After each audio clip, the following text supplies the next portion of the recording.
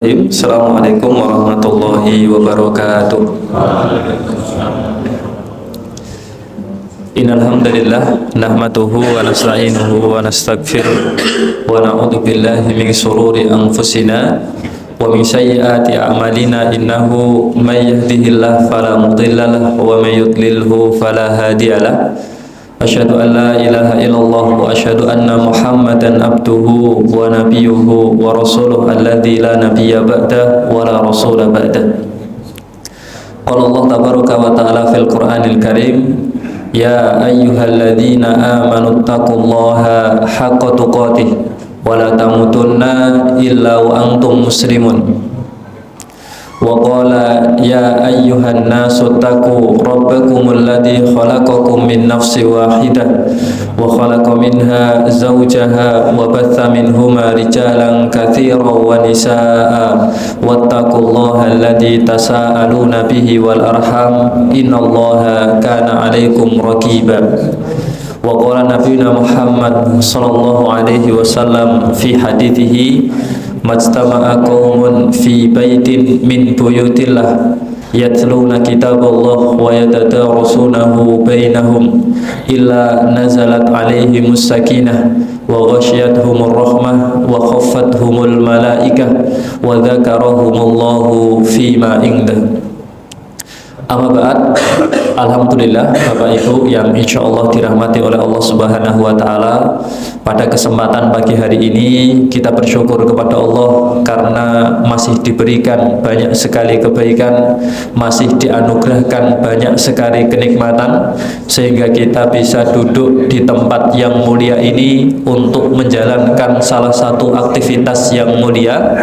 Juga kita masih diberikan kesempatan untuk berjumpa dengan bulan yang mulia, karena Ramadan ini merupakan bulan yang dijanjikan oleh Nabi, di dalamnya banyak sekali tersimpan kebaikan demi kebaikan. Bahkan Bapak Ibu sekalian, dalam satu hadis saja yang disampaikan oleh Nabi pernah menyampaikan Ramadan itu sampai ada 5 keutamaannya. Jadi hanya dari satu hadis niku Nabi menyampaikan Ramadan punya 5 keistimewaan. Dalam sebuah hadis Nabi pernah menyampaikan qad ja'akum Ramadan, sungguh telah datang kepada kalian bulan Ramadan. Kata Nabi, syahrul mubarak, bulan ini merupakan bulan yang penuh dengan keberkahan, Bapak. Berkah itu para ulama menyampaikan adalah sebuah kecukupan. Makanya ketika bulan Ramadan ini banyak sekali aspek-aspek yang oleh Allah diberikan kecukupan. Di antaranya ketika kita makan di waktu sahur, itu sudah cukup membuat kita tidak makan lagi sampai datang waktu maghrib. Jadi ini bukti bahwasanya memang Ramadan itu benar-benar bisa menghadirkan sebuah kecukupan. Makanya Nabi menyampaikan bulan ini merupakan syahrul mubarak, bulan yang penuh dengan keberkahan. Nabi juga menyampaikan iftaradallahu alaikum siyamahu, pada bulan ini Allah mewajibkan atas kalian untuk berpuasa. Keutamaan yang kedua di dalam hadis ini, Nabi juga menyampaikan tuftahu fihi abwabul jannah, di mana pada bulan Ramadan itu menjadi bulan dibukanya pintu-pintu surga. Bapak Ibu sekalian, kalau Nabi Shallallahu Alaihi Wasallam menyampaikan jumlah pintu surga di salah satu hadis beliau, itu ternyata surga itu terdapat 8 pintunya, Bapak. Jadi dalam sebuah hadis Nabi pernah menyampaikan fi jannati samaniyatu abwabin, di dalam surga itu terdapat 8 pintunya, terdapat 8 gerbangnya. Fiha babun yusamma ar-royan, kata Nabi, ada satu pintu di surga itu, pintu tersebut disebut ar-royan, yang standarnya pintu ar-royan itu la yadkhuluhu illa shaimun, tidak bisa dimasuki ke dalamnya kecuali orang-orang yang suka berpuasa. Nah, ini sebuah hadis, sebuah kabar yang disampaikan oleh Nabi bahwasanya surga itu di dalamnya terdapat 8 pintunya. Salah satu dari 8 pintu tersebut Nabi menyebutnya dengan pintu Ar-Royan, sebuah pintu yang dikhususkan oleh Allah untuk orang-orang yang suka dan gemar mengerjakan ibadah puasa. Nah, nanti di riwayat yang lain ada pintu lain namanya babus sholah. Itu nanti diperuntukkan khusus buat orang-orang yang senang dan khusyuk ketika mengerjakan sholatnya. Kemudian pintu lain nanti ada namanya babus sodaqoh, yang memang oleh Allah dikhususkan untuk orang-orang yang rajin dan suka bersedekah. Itulah pintu-pintu yang disampaikan oleh Nabi di dalam surga, yang kata beliau khusus di bulan Ramadan pintu-pintu itu semuanya oleh Allah dibuka. Kemudian para ulama juga menyampaikan, Bapak Ibu sekalian, ketika mensyarah hadis ini, yang dimaksud dibukanya pintu-pintu surga, di sisi lain maksud yang sebenarnya pintu surga itu benar-benar dibuka. Sebagian ulama juga berpendapat maksudnya dibukanya pintu surga adalah kita diberikan kemudahan untuk mengerjakan amal kebaikan di bulan Ramadan. Karena kalau kita perhatikan tadi kan pintu-pintu surga itu isinya kebaikan demi kebaikan, Bapak Ibu sekalian. Seperti Ar-Royan itu untuk orang-orang yang gemar berpuasa. Nah, itu kan sebuah kebaikan. Kemudian nanti ada babus sholah, itu untuk piantun engkang seneng mengerjakan amal ibadah berupa sholat. Kemudian ada babus sodaqoh, itu juga untuk orang-orang yang gemar mengerjakan ibadah sedekah. Makanya para ulama berpendapat yang dimaksud dibukanya pintu-pintu surga itu sebagian menyampaikan maksudnya adalah kita diberikan kemudahan untuk mengerjakan kebaikan di bulan Ramadan. Dan ini terbukti Bapak Ibu sekalian, adanya Ramadan ini benar-benar membantu kita untuk mengerjakan ibadah, Pak Bu. Adanya Ramadan ini momentum yang membuat kita jadi mudah untuk mengerjakan amal soleh. Contohnya mawon, pangapunten Pak nggih, jenengan puasa hari ini karena Ramadan napa kekarepan piyambak, Pak? Biasanya karena Ramadan. Nek mboten Ramadan pangapunten, biasanya mohon ngopi. Mau dibagi snacknya nih mboten Ramadan. Nah, itu bukti Bapak Ibu sekalian, kalau Ramadan itu memang ketika datang waktunya benar-benar bisa membuat kita mudah untuk mengerjakan kebaikan. Seperti subuh, kita sudah dibangunkan di waktu sahurnya. Artinya jarang sekali orang yang bisa sahur kemudian meninggalkan sholat subuh, itu jarang, meskipun ada. Tapi itu kan sebagai bentuk bagaimana Ramadan itu bulan yang penuh dengan kemudahan, Bapak Ibu sekalian. Kalau di hari-hari biasa mungkin sedekahnya biasa-biasa saja, tapi di bulan Ramadan niki kalau panjenengan cek dan perhatikan, banyak sekali kegiatan-kegiatan yang itu berlabel santunan, Pak Bu. Jadi momentum memberi itu gelombang terbesarnya yang terjadi di bulan Ramadan. Nanti ada santunan di mana, santunan di situ, santunan di sana, dan sebagainya. Dan itu gelombang terbesarnya itu terjadi di bulan Ramadan. Itu bukti kalau Ramadan itu bulan yang benar-benar memudahkan kita untuk mengerjakan kebaikan, untuk bisa mengerjakan amal soleh. Itulah yang kemudian dijelaskan oleh para ulama, maksud dibukanya pintu-pintu surga, kita diberikan kemudahan dan kelancaran untuk mengerjakan amal kebaikan. Itu keutamaan yang kedua yang disampaikan oleh Nabi. Kemudian yang ketiga, Nabi juga menyampaikan keutamaan bulan Ramadan, wa yughliqu fihi abwabul jahim. Pada bulan ini pintu-pintu neraka itu kata Nabi seluruhnya ditutup serapat-rapatnya. Nah, kalau kita lihat dalam Al-Quran, ternyata Allah sudah menginformasikan bahwasannya pintu neraka itu jumlahnya ada 7 nanti Bapak Ibu sekalian. Nanti bisa dicek dalam surah Al-Hijr ayat yang ke-44.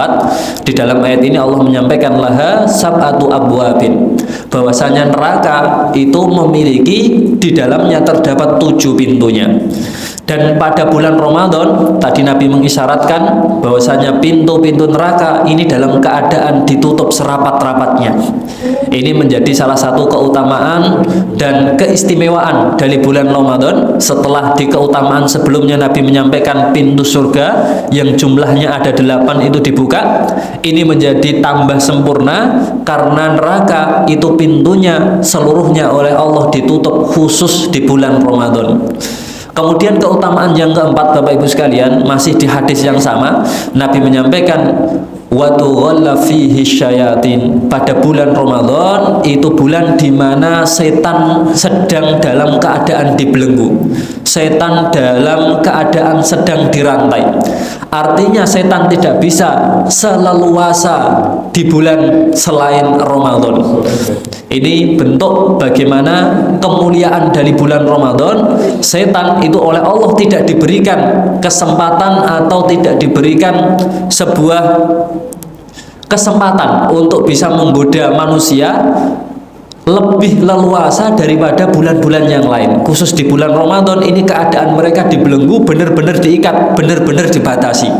Dan itu menjadi salah satu dari keutamaan bulan Ramadan. Kemudian Bapak Ibu sekalian, yang terakhir, yang kelima, dalam hadis ini Nabi juga menyampaikan keutamaan bulan Ramadan. Fihi lailatun khairum min alfi syahrin. Pada bulan Ramadan itu terdapat satu malam yang kadar malam tersebut kebaikannya lebih daripada 1000 bulan. 1000 bulan itu kalau kita bulatkan dalam bentuk tahun, kurang lebih selama 83 tahun lebih 4 bulan Pak Bu. Jadi pada malam bulan Ramadan itu ada satu malamnya nanti yang skalanya itu terhitung kurang lebih 83 tahun lebih 4 bulan. Ini keutamaan bulan Ramadan. Dan malam itu masyhur kita sebut sampai hari ini dengan malam Lailatul Qadar.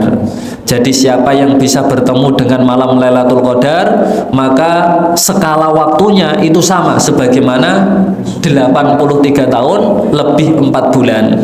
Nah, pilihannya tinggal dikembalikan kepada masing-masing kita yang pengen ibadah.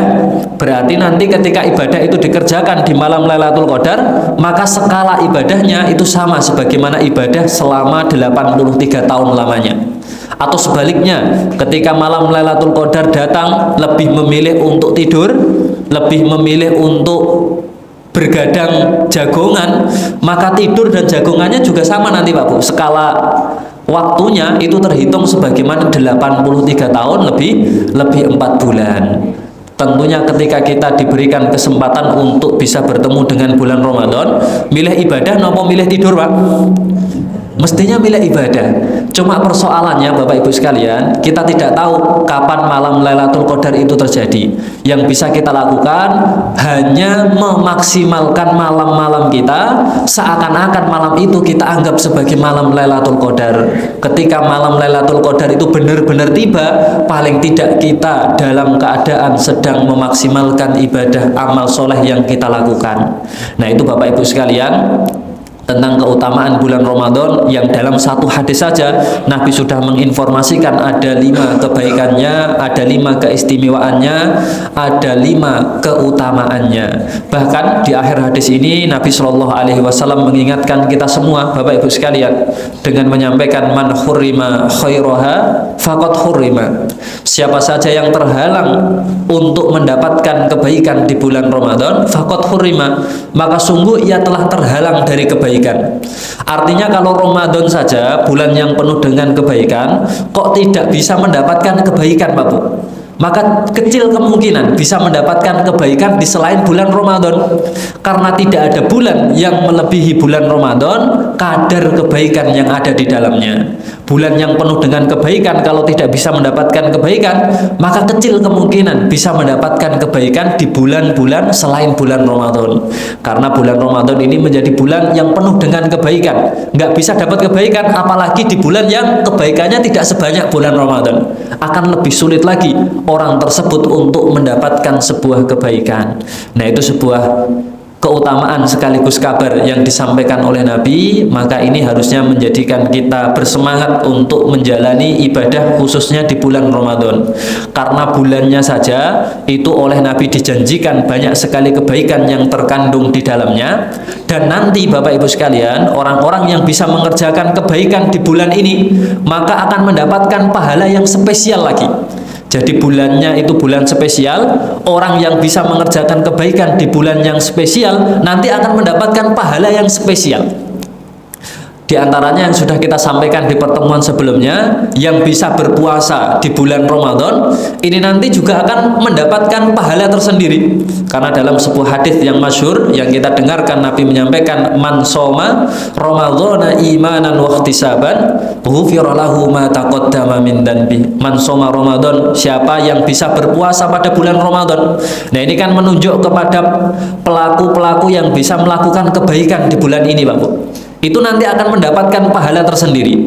Imanan wahtisaban, dengan standar keimanan dan pengharapan hanya kepada Allah ibadahnya, ghufira lahu ma taqaddama min dzanbi. Maka puasa yang dilakukan di bulan itu, di bulan Ramadan, itu mampu menjadi penghapus dari dosa-dosanya yang lalu. Itu sebuah keutamaan. Bulannya spesial, orang-orang yang mampu mengerjakan ibadah di bulan spesial akan mendapatkan pahala yang spesial.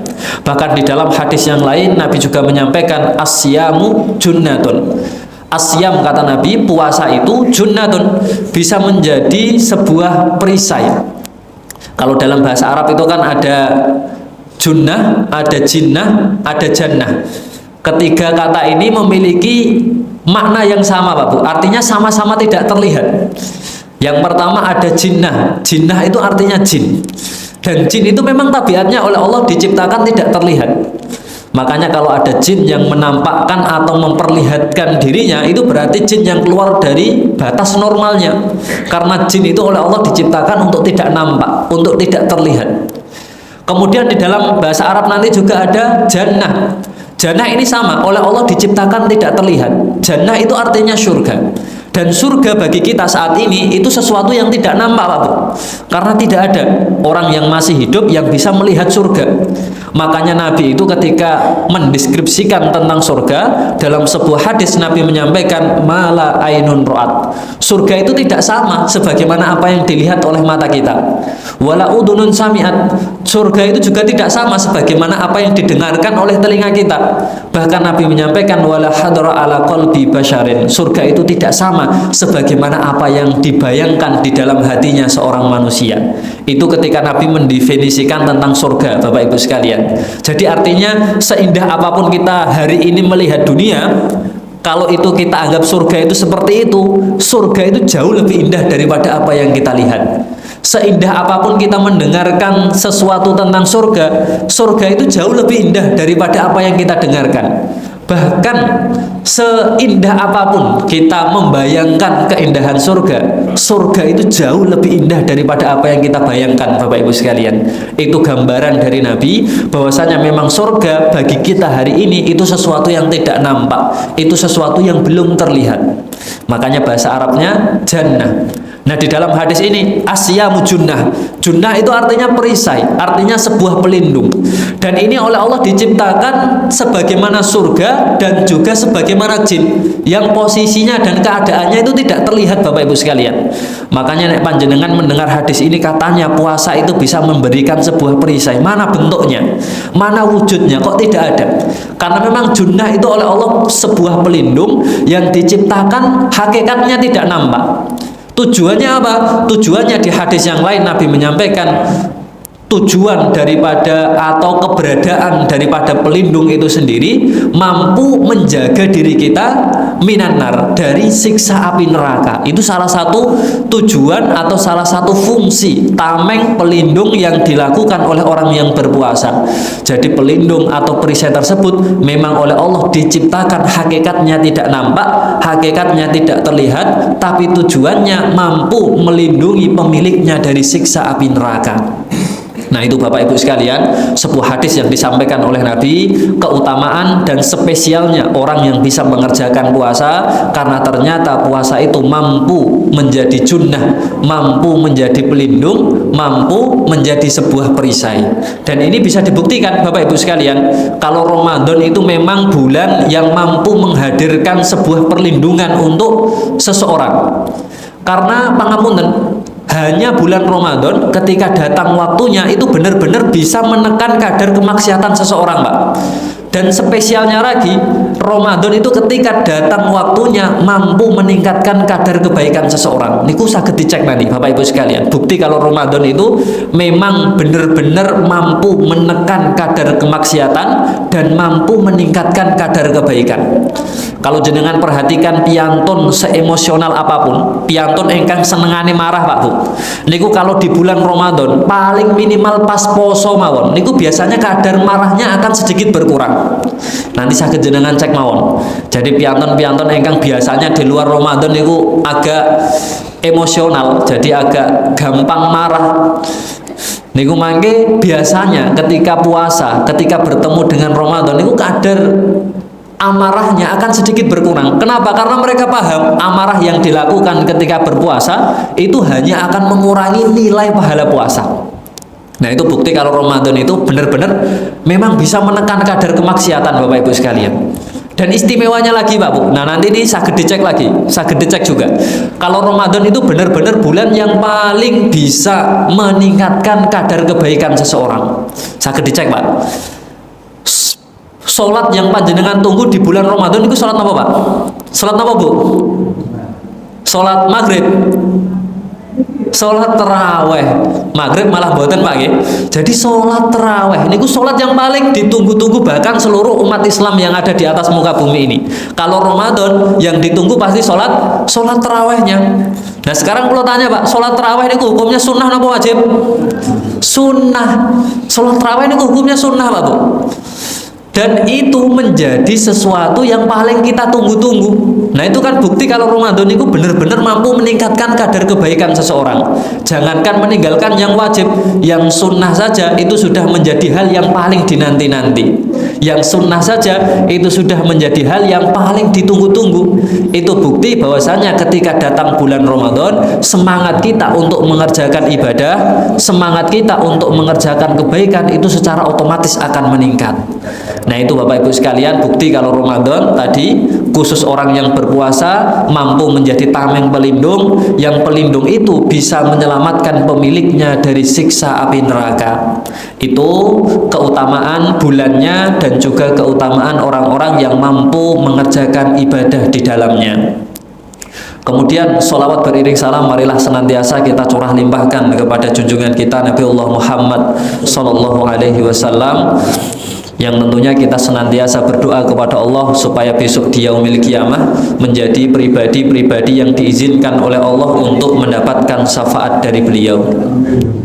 Pada kesempatan pagi hari ini kita lanjutkan pembahasan hadis yang sebelumnya telah kita bahas di pertemuan sebelumnya, yaitu hadis Arba'in yang keempat Bapak Ibu sekalian. Setelah di pembahasan yang sebelumnya kita sudah membahas terkait proses penciptaan manusia, kami bacakan kembali hadis ini disampaikan oleh Abdullah bin Mas'ud radhiyallahu anhu. Jadi beliau menyampaikan apa yang dikabarkan oleh Nabi, bahwasannya seseorang itu ketika berada di perut ibunya dalam 40 hari pertama, Nabi menginformasikan dalam bentuk setetes air mani.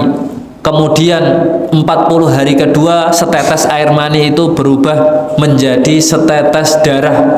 Kemudian di 40 hari berikutnya, 40 hari ketiga, setetes darah itu berubah menjadi mudghatan atau segumpal daging.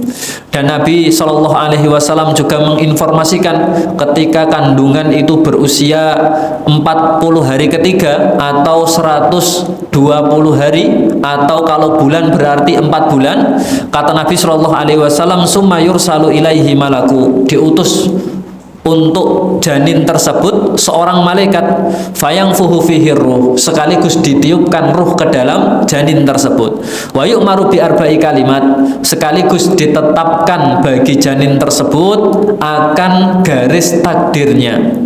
Dan kita sudah bahas di pertemuan sebelumnya 4 takdir yang sudah Allah tetapkan untuk seseorang yang berada di dalam perut ibunya.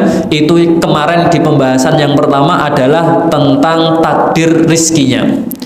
Bahkan para ulama menyampaikan rizki itu termasuk jodohnya Bapak Ibu sekalian. Jadi jodoh itu bagian daripada rizki, dan itu sudah Allah tetapkan sejak orang tersebut berada di dalam kandungan, usianya baru 120 hari. Kemudian takdir yang kedua Bapak Ibu sekalian yang disampaikan oleh Nabi, ketetapan berikutnya bagi seseorang yang berada di dalam kandungan sejak usianya 4 bulan, wa ajalihi, yang kedua adalah ajalnya. Nah ini garis takdir yang sudah Allah berikan kepada kita Pak Bu. Sejak kita berada di dalam kandungan, sejak kita berada di dalam perut ibu kita, itu takdir yang kedua yang telah Allah gariskan kepada kita adalah ajal kita. Jadi kapan kita wafat, kapan kita meninggal, itu sesuatu yang memang sudah Allah gariskan. Dan mohon maaf Bapak Ibu sekalian, ini kemudian tidak boleh membuat kita takut dengan yang namanya kematian. Dan itu sudah diajarkan oleh para sahabat. Jadi para sahabat itu ketika mereka betul-betul memahami hadis ini, mereka tidak pernah khawatir dengan yang namanya kematian. Makanya kalau kita lihat sirah atau melihat cerita para sahabat, sahabat itu ketika berperang, ketika bertempur, ketika di medan peperangan, itu mereka benar-benar tidak ada rasa gentar sama sekali, tidak ada rasa takut sama sekali. Karena mereka tahu dan mereka sadar bahwasanya yang namanya ajal itu sesuatu yang sudah digariskan sejak di dalam kandungan. Makanya para sahabat itu kalau bertempur itu luar biasa semangatnya Pak Bu. Karena mereka tahu kalau waktunya syahid, mau di belakang pasukan sekalipun, posisinya sebagai tukang masak, itu kalau waktunya meninggal ya meninggal. Tapi kalau waktunya belum meninggal, ajalnya belum tiba, mereka mau berperang di garda terdepan sekalipun, itu tidak akan membuat mereka bisa syahid. Karena memang yang namanya ajal, yang namanya kematian, ini sesuatu yang sudah Allah gariskan, yang sudah Allah tetapkan sejak seseorang itu berada di dalam kandungan. Makanya para sahabat itu Bapak Ibu sekalian, di antaranya sahabat yang namanya Khalid bin Walid Pak Bu. Khalid bin Walid itu ketika perang, di perang Mu'tah itu beliau sampai menghabiskan 9 pedang Pak Bu. Jadi yang dihabiskan ini 9 pedang, bukan 9 peluru, tapi 9 pedang. Itu artinya bukti kalau Khalid bin Walid itu benar-benar luar biasa ketika berperang. Bahkan satu kali pertempuran itu mampu menghabiskan kurang lebih 9 pedang. Makanya sejak peristiwa Mu'tah itu, Khalid bin Walid kemudian mendapatkan julukan Saifullah Al-Maslul, pedang Allah yang senantiasa terhunus. Karena memang dalam satu pertempuran saja itu sudah menghabiskan 9 pedang. Ini kan seperti sesuatu yang tidak bisa dibayangkan Pak Bu. Bagaimana kok bisa pedang itu berganti sebanyak 9 kali? Padahal pedang itu kan sebuah benda, sebuah senjata yang cukup kuat. Jadi selagi pedang itu masih utuh, pasti masih bisa digunakan. Kok bisa Khalid itu sampai kemudian mengganti pedangnya sebanyak 9 kali? Artinya pedang ke-99-nya itu kan pasti posisinya sudah tidak bisa dipakai lagi Pak Bu. Sudah rusak parah. Sehingga Khalid membutuhkan sampai 9 pedang untuk melakukan atau bertempur di satu kali peperangan. Dan diantaranya adalah perang Mu'tah. Itu bukti kehebatan dan kesungguhan serta semangat para sahabat menghadapi musuh-musuh Allah. Padahal perang Mu'tah itu perang antara kaum muslimin dengan pasukan Romawi Pak Bu. Jadi pasukan Romawi itu bahkan sebelum Nabi lahir itu sudah terkenal menjadi satu dari penguasa besar di dunia hari itu. Yang pertama adalah Romawi, kemudian yang kedua adalah Imperium Persia. Jadi dua kerajaan ini menjadi salah satu dari pemimpin dunia bahkan sebelum Nabi dilahirkan. Dan pada masa Nabi ditunjuk oleh Allah menjadi seorang Nabi di Madinah, maka Nabi mengutus pasukan untuk berangkat ke medan Mu'tah bertempur dengan pasukan terbesar, ibaratnya pasukan terkuat hari itu, dengan hanya bermodalkan kurang lebih 3.000 sahabat menghadapi ratusan ribu pasukan Romawi. Dan itu di banyak riwayat diterangkan bahwasanya peperangan tersebut berakhir imbang Pak Bu. Jadi antara kaum muslimin melawan ratusan ribu pasukan Romawi itu mampu menghadirkan sebuah keseimbangan. Ini kan luar biasa Bapak Ibu sekalian. Karena kalau kita lihat pasukannya kaum muslimin saja, kalau satu orang itu habis 9 pedang, nggak heran kalau bisa mengimbangi ratusan ribu sekalipun pasukan musuh. Karena memang pertempurannya yang cukup dahsyat. Dan waktu itu yang mampu mengendalikan dan membawa kaum muslimin untuk bisa menyeimbangi pasukan lawan itu ketika dikomandoi oleh seorang panglima perang yang bernama Khalid bin Walid yang julukannya Saifullah Al-Maslul. Itu sebuah pertempuran di antara sekian pertempuran yang dialami oleh kaum muslimin, dan itu hanya sedikit daripada gambaran betapa hebatnya para sahabat ketika mereka bertempur, ketika mereka melawan musuh-musuh Allah. Dan itu lagi-lagi Bapak Ibu sekalian, kita kembalikan kepada hadis ini, bagaimana para sahabat itu benar-benar memahami dan benar-benar tahu hakikat daripada kematian, sehingga mereka tidak pernah khawatir. Jadi apapun yang mereka lakukan itu tidak pernah khawatir. Kalau memang takdirnya meninggal, pasti meninggal. Tapi kalau takdirnya belum meninggal, mau melakukan apapun, insya Allah tidak akan meninggal. Makanya yang namanya keberanian itu tidak pernah membuat seseorang cepat meninggal. Sebaliknya, ketakutan, rasa takut itu juga tidak akan membuat seseorang akan lama meninggalnya, Pak Bu. Jadi terlalu berani itu tidak akan membuat cepat meninggal, terlalu takut itu juga tidak akan menghambat kapan meninggalnya. Karena memang yang namanya ajal, yang namanya kematian, ini sesuatu yang sudah digariskan, sesuatu yang sudah ditetapkan, bahkan sejak kita berada di dalam kandungan berusia 120 hari atau berusia 4 bulan. Makanya Bapak Ibu sekalian, para sahabat itu waktu di banyak riwayat diterangkan, tubuh mereka, para sahabat itu setiap jengkalnya kalau tidak sayatan pedang, sayatan tombak, sayatan panah, sudah itu isinya. Jadi para sahabat itu di sekujur tubuhnya, hampir di setiap jengkal tubuh para sahabat itu kalau nggak isinya sayatan pedang, ya sayatan panah, ya sayatan tombak. Nah, itu bukti bagaimana mereka memahami hadis ini, yang namanya ajal itu sesuatu yang oleh Allah sudah digariskan. Bahkan ini Allah tegaskan dalam Al-Quran surah Al-A'raf ayat yang ke-34. Di dalam ayat ini kan Allah menyampaikan likulli ummatin ajal. Setiap umat itu oleh Allah sudah ditetapkan ajalnya. Fa idza jaa ajaluhum la yastakhiruna sa'atan wa la yastaqdimun. Ketika ajal itu tiba, maka ajal itu tidak bisa diakhirkan barang sebentar, ajal itu juga tidak bisa didahulukan. Itu sifatnya ajal Bapak Ibu sekalian. Kalau ajalnya mungkin datang di jam 12 malam, ya sudah, nggak mungkin lebih dan nggak mungkin kurang. Sudah pasti di jam itu juga ajal akan mendatanginya. Itu sifatnya ajal. Jadi tidak bisa maju, juga tidak bisa diundurkan. Barang hanya sebentar. Kemudian Bapak Ibu sekalian, di dalam hadis ini Nabi juga menyampaikan wa amalihi, garis ketetapan yang ketiga, kata Nabi, yang sudah dituliskan untuk seseorang semenjak dia berada di dalam kandungan adalah amal-amalnya. Jadi ternyata amal-amal kita, Bapak Ibu sekalian, ini sesuatu yang sudah Allah gariskan, yang sudah Allah tetapkan. Makanya ada sebuah ungkapan yang disampaikan oleh ulama namanya Hasan Al-Basri. Beliau menyampaikan, alimtu, aku mengetahui, annal amali, bahwasannya amalanku la ya'malu bihi ghairi, tidak mungkin diamalkan oleh orang lain, maka aku sendirilah yang harus menjemput amal tersebut.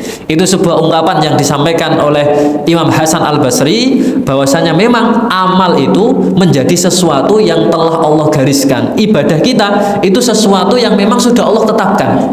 Artinya tidak mungkin amal kita itu dikerjakan orang lain, itu nggak mungkin Pak Bu. Jadi kalau amal kita itu pengen dikerjakan, ya harus kita sendiri yang melakukannya, harus kita sendiri yang menjemputnya. Jadi nggak mungkin amal kita dilakukan oleh orang lain, dan nggak mungkin amal kita ketukar dengan amal orang lain.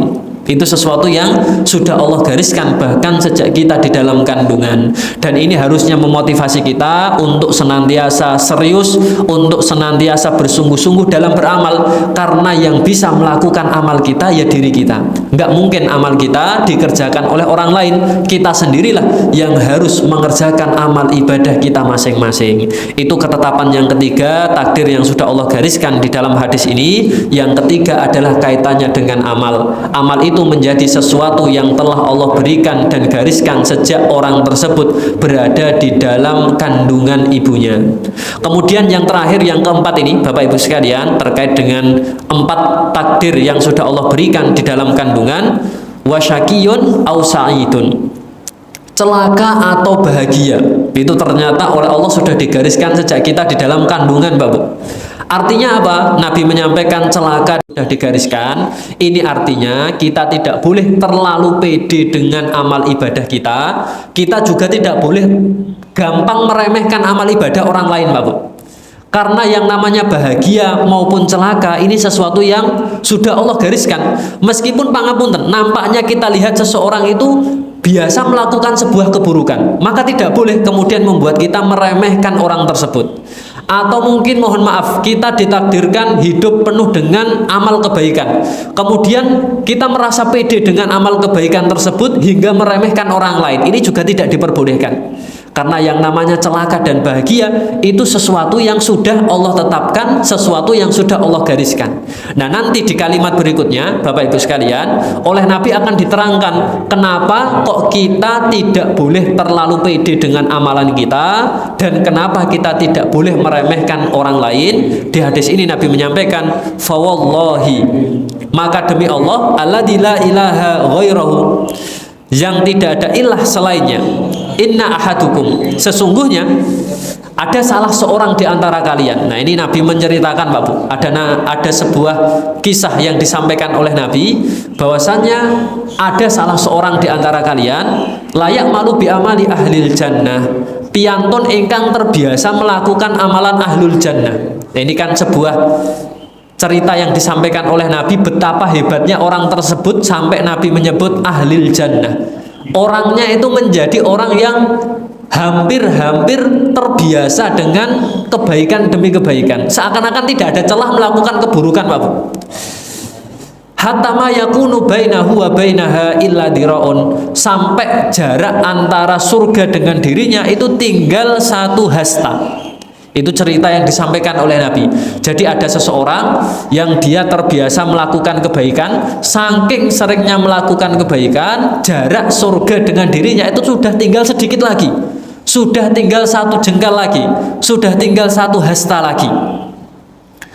Fayasbiqu alaihil kitab, kemudian Nabi menyampaikan, fayasbiqu alaihil kitab, kemudian ia didahului oleh ketetapan Allah, artinya dia didahului oleh takdir Allah.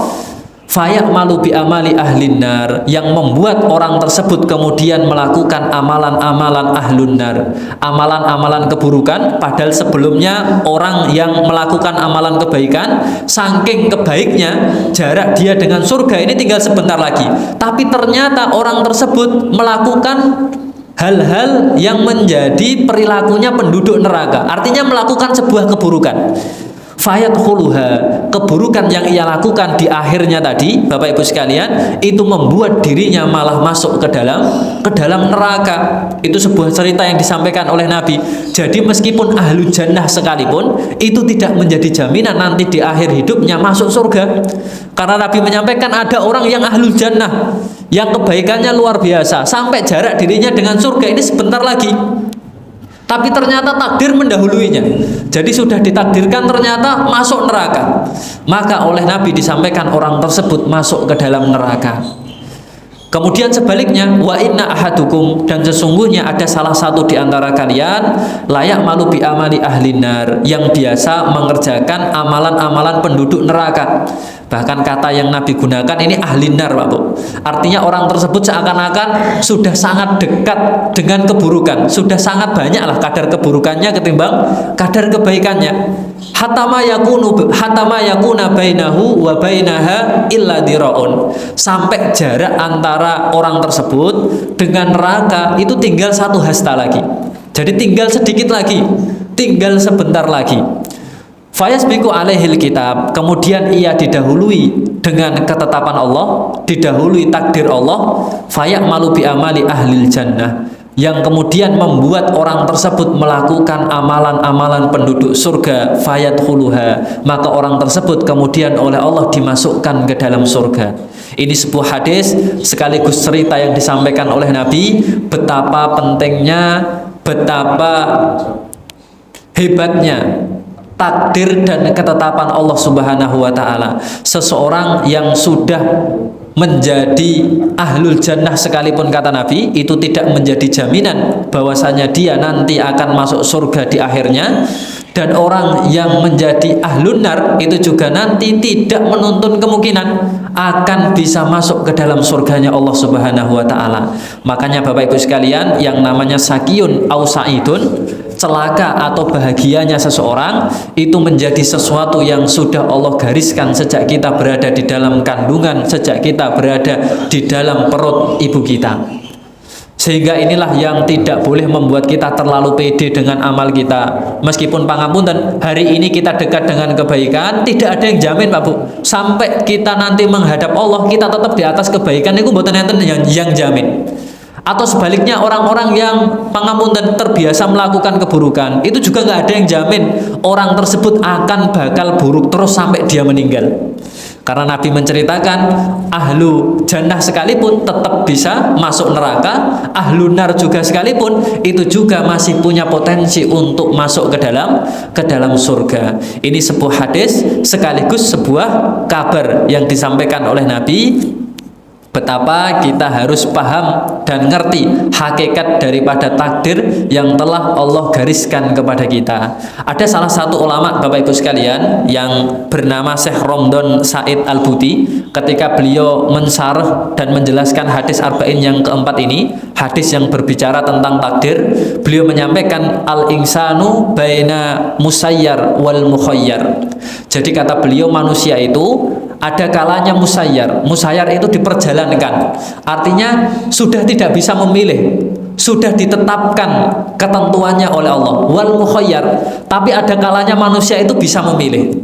Jadi ini sebuah penjelasan yang disampaikan oleh Syekh Romdon Said Al-Buti ketika beliau menjelaskan tentang kaidah takdir. Jadi takdir itu ternyata ada yang sifatnya paten, tidak bisa dipilih, tapi ada juga takdir yang ternyata kita masih diberikan kesempatan untuk memilih. Takdir yang dia tidak bisa dipilih itu diantaranya seperti kita lahir dari orang tua siapa, itu kan sesuatu yang tidak bisa dipilih Pak Bu. Atau kita lahir di kota mana, itu juga sesuatu yang mutlak, sudah Allah gariskan, sudah Allah tetapkan, tidak ada ruang bagi kita untuk bisa memilih, tidak ada ruang bagi kita untuk bisa menentukan. Karena kita nggak mungkin lahir milih kemudian request orang tuanya harus A, bapaknya harus B, ini kan boten saged. Atau nanti request saya harus lahir di Pacitan, itu kan hal yang tidak mungkin Pak Bu. Jadi sesuatu yang memang oleh Allah sudah digariskan, sesuatu yang memang sudah ditetapkan. Tapi ada takdir yang kata beliau itu sifatnya mukhayyar, bisa dipilih. Takdir yang bisa dipilih itu contohnya ngeten, jenengan setelah sholat subuh milih langsung pulang atau milih tetap di masjid ikut pengajian, itu pilihan Pak Bu. Jenengan dengar adzan, milih tidur atau milih sholat, nah itu takdir pilihan. Jadi jenengan bisa melakukannya dan bisa menentukannya. Itu yang disebut dengan mukhayyar, sebuah takdir yang bisa kita pilih, sebuah takdir yang bisa kita tentukan. Nah persoalan Bapak Ibu sekalian, seseorang itu salah dan keliru dalam memahami masalah takdir karena tidak menyesuaikan porsi keadaannya. Waktunya dia tidak memilih, harusnya tidak memilih. Kalau waktunya tidak boleh memilih kok dia memilih, nah nanti akan bermasalah terkait dengan pemahamannya terkait takdir. Orang yang tidak bisa memilih takdirnya kok milih, itu nanti akan nyesel Pak Bu jatuhnya. Contohnya ketika pangapunten kita menyesali, kenapa kok saya lahir dari orang tua ini, bukan orang tua itu. Nah ini kan sesuatu yang sebenarnya kita tidak boleh milih tapi memilih. Jadi jatuhnya nanti sebuah penyesalan. Atau sebaliknya, seseorang itu salah dalam memaknai takdir, waktunya bisa milih, dia malah nggak milih. Contohnya, nggak usah sholat, kalau dijamin masuk surga, pasti nanti masuk surga. Nah ini keliru. Nah ini sebuah konsep yang salah. Atau sebaliknya, nggak usah ngaji, nggak usah pengajian, nggak usah taklim. Kalau takdirnya pinter, nanti bakal pinter. Nah ini kan sesuatu yang salah Bapak Ibu sekalian. Jadi seseorang itu salah ketika waktunya tidak boleh milih dia milih, waktunya boleh milih dia malah tidak milih. Makanya kita harus paham dengan konsep takdir. Kalau memang itu sesuatu yang tidak bisa dipilih, maka kita tidak usah milih. Karena ketika kita milih nanti kita akan menyesal. Tapi waktunya kita diberikan pilihan, maka pilihlah dengan pilihan yang terbaik Bapak Ibu sekalian. Nah, itu sebuah konsep yang disampaikan oleh Syekh Romdon Said Al-Buti ketika beliau menyampaikan tentang syarah dari hadis arba'in yang keempat ini, bahwasannya seperti itulah konsep takdir. Jadi manusia itu ada kalanya mereka dijalankan oleh Allah, artinya tidak bisa memilih, tapi ada kalanya mereka diberikan hak untuk memilih. Jadi ketika kita diberikan hak untuk memilih, maka pilihlah takdir yang paling baik yang bisa kita lakukan. Itulah Bapak Ibu sekalian pembahasan kita pada kesempatan pagi hari ini tentang hadis arba'in yang keempat, yang alhamdulillah sudah kita selesaikan di pertemuan pagi hari ini. Wallahu taala alam, kurang dan lebihnya kami mohon maaf. Wassalamualaikum warahmatullahi wabarakatuh.